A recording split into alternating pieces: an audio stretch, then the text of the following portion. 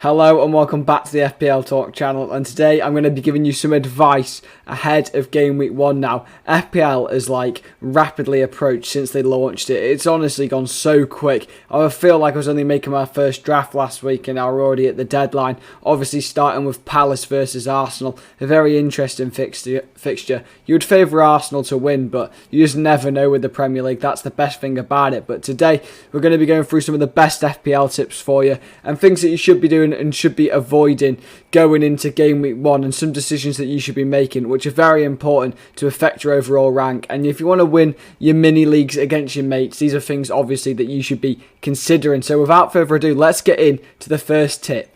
So the first tip I've got here is to captain Mo Salah. Now, he has returned in the past 5 Game Week 1s and provided a goal or assist each time on the opening day of these past 5 games. I mean, it's so hard to overlook him. Yes, he is the most expensive player in the game, but he got the most FPL points last season and it's so hard to leave him out. Yes, you might want to be different and try and leave him out, which frees up some money to spend elsewhere, but no player is going to provide you with as much FPL points most likely than Mo Salah. Yes, Son might get close, but we'll have to wait and see. But we all know Salah is the safest bet now. As I've put there, he looked sharp in pre-season, especially in the Community Shield against Man City in that game. He looked really, really good, especially the first 20 minutes. He was all over Cancelo. We couldn't live with him. And that penalty was just so clinical as well, which is another bonus. Obviously, he's on penalties, and that always helps you with the points. I've also put here Spurs assets good to captain if you're aiming for a differential against the curve wave. Obviously, if you're feeling extra ambitious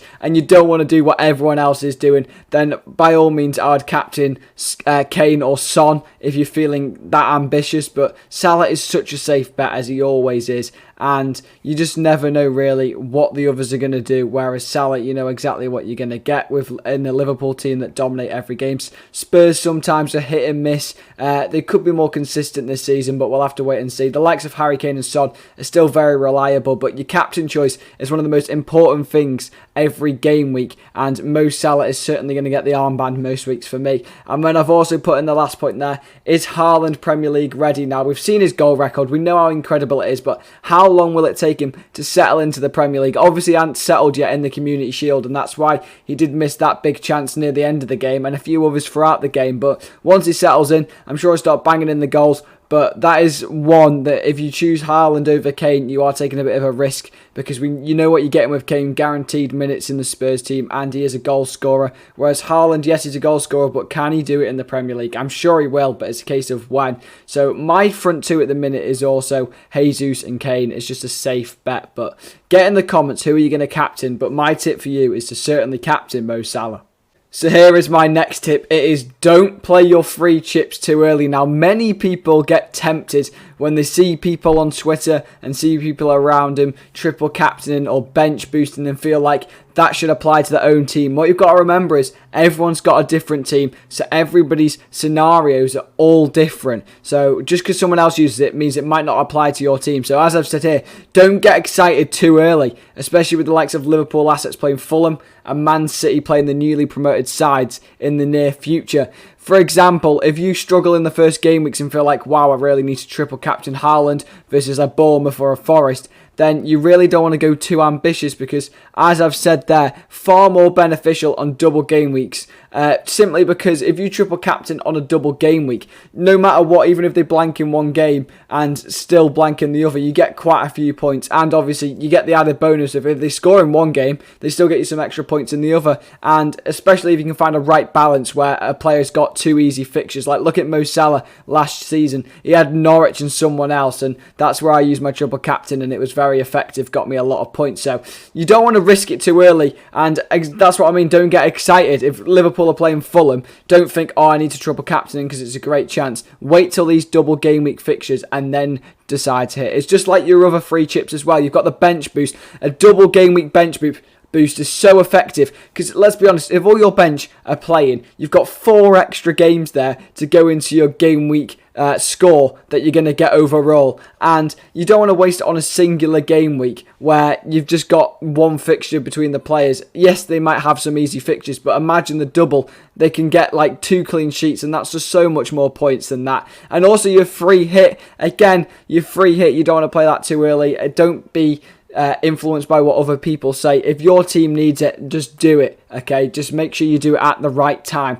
Because as I say, if you've got injuries and suspensions and you really, really are struggling, then that's your time to use it. But if these double game weeks do approach, then and your players have only got a singular game week, then why not free hit to keep up with everyone else around you? So you've got to think tactically about when to use your chips. And again, you just can't be influenced by people around you. It's your team and you've got to decide when the right time is. But do not be rushed into it simply because you're panicking after what has happened with your teams in the previous weeks. But as I say, do not use these chips too early. Let's get into my next tip.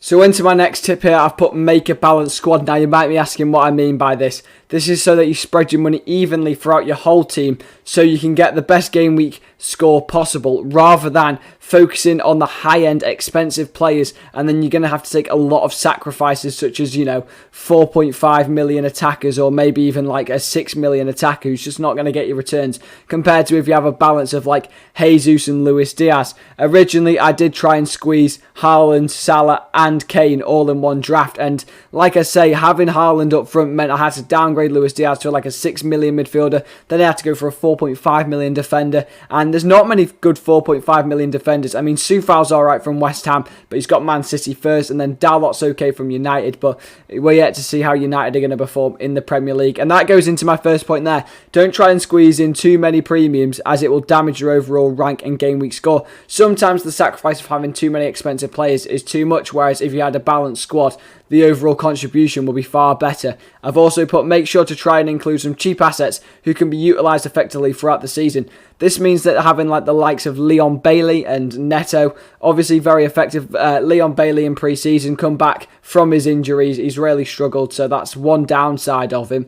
But he's been on red-hot form, scoring lots of goals. Gerrard has even said he's come back a different player, which you love to see. And he's got them really nice fixtures, such as Wolves do as well with Neto. And Jimenez is out injured, so that pretty much nails on Neto as a starter, which you'd love to see again. And Neto has scored in pre-season, so he's looking quite sharp. And this gives you more money to spend elsewhere because you're utilising the cheap assets that are still going to be good, but then you can upgrade elsewhere because you've got free money and free cash to spend, which always helps in FPL. Money is such an issue and you're always there with minuses in your bank when you're trying to transfer players in and then downgrade others, so it makes life a lot easier. And then my final point is make sure not to have the same players from each club too frequently. For example, 2 or 3 defenders from the same club, as if they concede, you're instantly down to 2 points unless they get an attack in return. Again, this is what I'm on about having a balanced squad, is say if I've got, 3 Aston Villa defenders, like we had in a team review in the last episode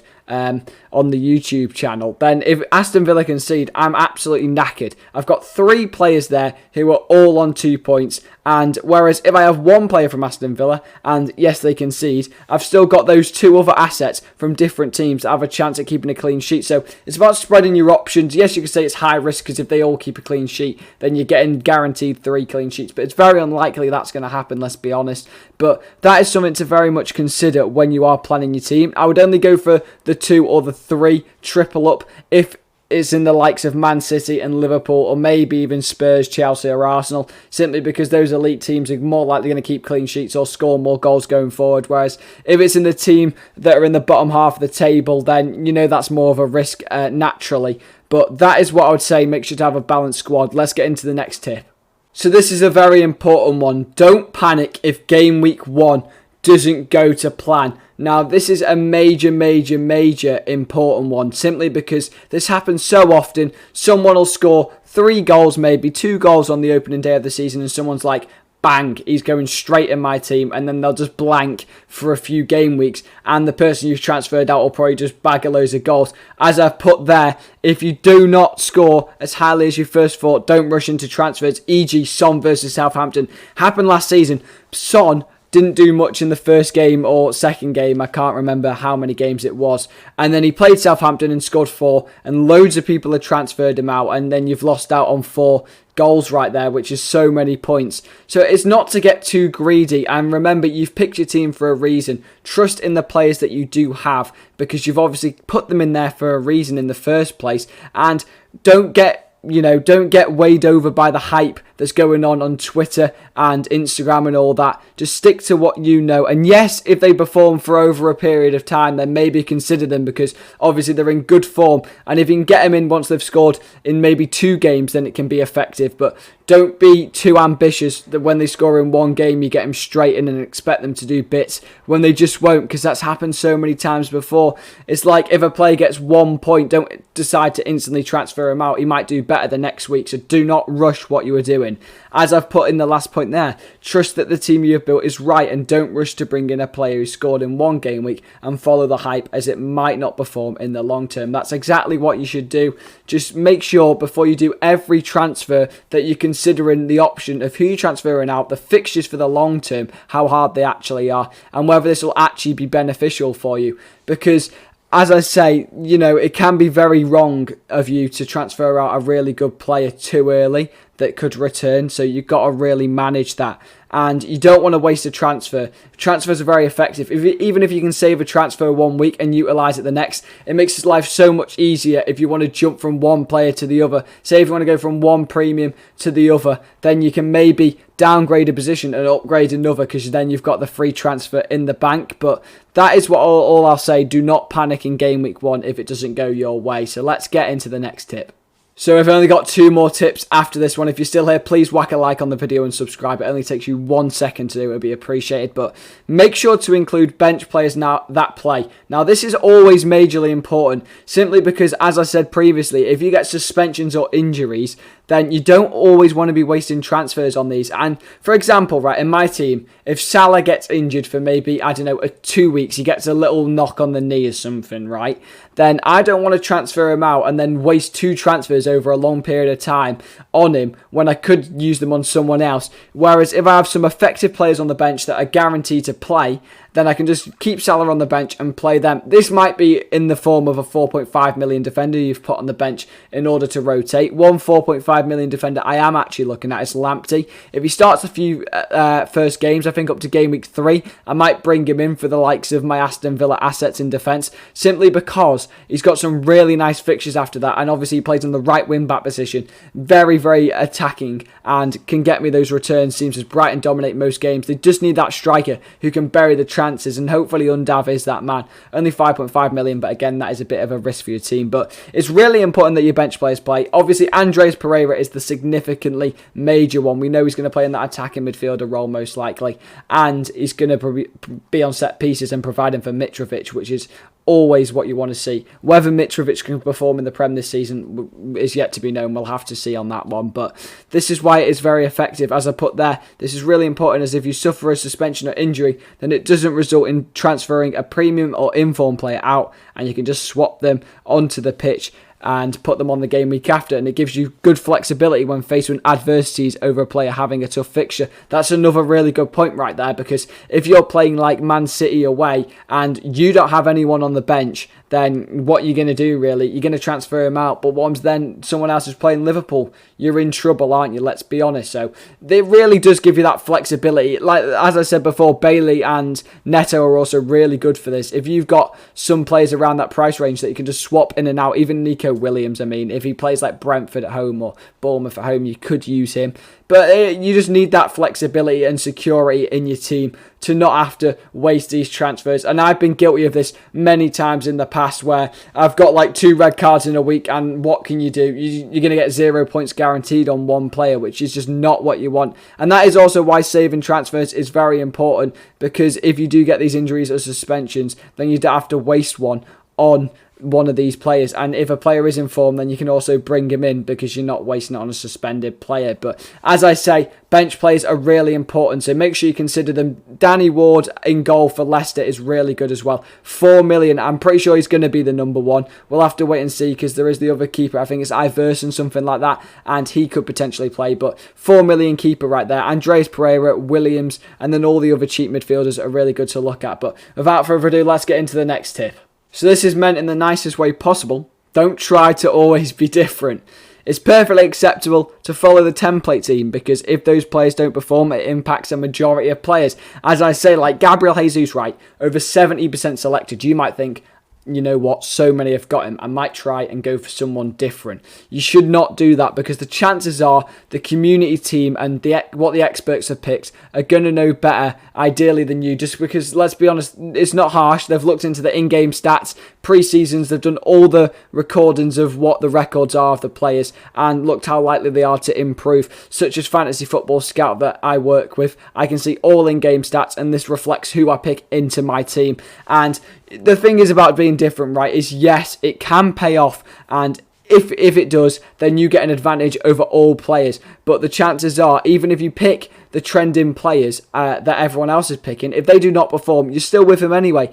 Whereas if the players that do get picked by everyone perform well and you don't choose them in your team, then you're going to get left behind, and that is the last thing I want. As I put here, if you try to be different with differentials and it doesn't pay off, then you are already behind a lot of players, such as bringing in low ownership players who have just joined the Premier League. Sometimes you don't want to sign players in your FPL who are not Premier League proven, simply because you never know what you're going to get. The Premier League is the most intense league in the world, most likely, and it doesn't play at a faster pace anywhere else, and players have to adapt to that, is what you've got to realise. And sometimes risking players that haven't experienced that before is a risk in FPL, but don't always try and be different. So, as I say, the template team, which is like, you know, Salah, it's Martinelli's in it, all the defenders, Trent, Cancelo, Reece James, Mendy in goal. They're just safe bets. You know what you're going to get for them. That's why people do pick them so frequently. But as I say, just make sure to consider what other people are doing. And in some accounts, you should take what others are doing into your team and information, just because they are, like, I would say, the experts. Don't just listen to anyone. Listen to the people that have finished highly before, and look at media outlets out there, maybe on TikTok, that have given advice to you, and really use that in your team, because they know what they're talking about, all right? They really do, trust me. But without further ado, let's get into the next tip. So this is the final tip of the video. Lastly, have fun. Remember, FPL is just a game, right? It's never that deep. We all want to do well. We all want to beat our mates, but let's not beat ourselves up and sit there on our phone transferring players in and out 24/7 because we just want to beat them. I mean, let's be honest, we all want the bragging rights at the end of the day, but it's all for a bit of fun and it isn't serious. So this is my message to you. I hope FPL all goes well, and don't beat yourself up if you have a bad game week, alright? It's not that deep. Just enjoy the game for what it is, and remember, even if you start badly, it's never over. The comeback, everyone loves an underdog story. So I wish you all the best in your mini leagues ahead of game week 1 tomorrow, and I hope you have enjoyed. Leave a like on the video, subscribe down below. It literally only takes a second and it is appreciated, and I will see you in the next one.